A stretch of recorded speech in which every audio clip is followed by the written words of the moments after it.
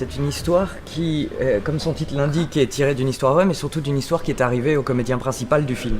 Donc qui a rejoué, qui a revécu cette histoire-là, même si elle a été adaptée, un peu réécrite pour mettre en valeur ce qui s'est réellement joué selon moi ce jour-là, et qui est passé plus dans la réalité par le dialogue. Or, au cinéma, généralement, il est quand même mieux de faire passer les choses par l'action et les situations. Donc il y a eu une adaptation un petit peu de cet événement-là, mais toujours est-il que ce qui lui est arrivé, c'est que suite à une déconvenue sentimentale, il y a de ça des années, un soir, il sortait de boîte de nuit et il a voulu rentrer chez lui en appelant un taxi, et là il y avait une sorte de gang de cité qui était à proximité, et l'un d'eux est venu le voir en le dépouillant de son portefeuille avant de retourner s'asseoir avec ses camarades.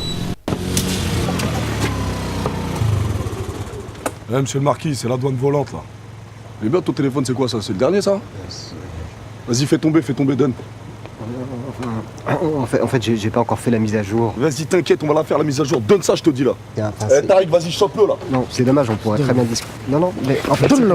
Arrête. Non, c'est à moi, je te lâche. Vas-y, tape-le là. Et Alexandre, parce qu'il avait un peu bu ce soir-là, mais aussi surtout parce qu'il est Alexandre Steiger, au lieu de repartir chez lui la tête basse comme l'auraient fait la plupart des gens, ben, lui il a décidé d'aller s'asseoir parmi les garçons en question et de commencer à sympathiser avec eux.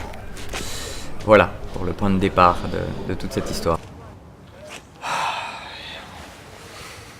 Qu'est-ce que tu fous là, toi? Hein? Vas-y, dégage! Je peux pas rester un peu avec vous? Quoi? T'es sérieux là? Il fait vachement mal quand même. Mon sang branle qu'on t'a fait mal, on n'est pas à l'infirmerie ici, vas-y, rentre chez toi là. Donc voilà comment c'est arrivé. Alors déjà pour le casting c'était facile, lui a priori j'allais pas prendre quelqu'un d'autre pour le jouer. Et puis je donne des cours de théâtre depuis des années au cours Florent, et le chef de la bande, Chulo, dans le film, c'est un de mes anciens élèves, qui est un garçon absolument adorable dans la vie, très très professionnel et très dévoué, mais qui est capable de se transformer devant l'objectif comme ça. Faire des courts-métrages pour moi c'est faire des films, et faire des films avec une très grande liberté. Parce qu'on a généralement beaucoup moins d'argent, évidemment, pour faire un court que pour faire un long. Et moins il y a d'argent, plus il y a de liberté. Donc c'est aussi pour ça que j'en ai fait plusieurs et que j'ai continué à en faire. Puis j'estime que c'est une manière d'exercer ce métier, d'essayer de m'améliorer.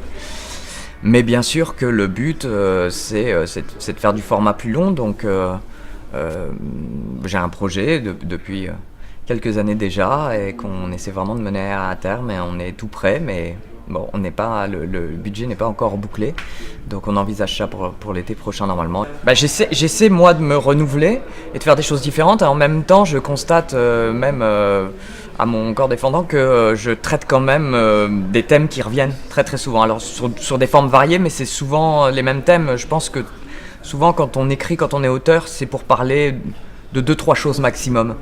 Alors j'essaye de les décliner pour que ça paraisse le plus différent possible, mais finalement on a des obsessions qui reviennent et on a besoin de dire quelque chose en particulier.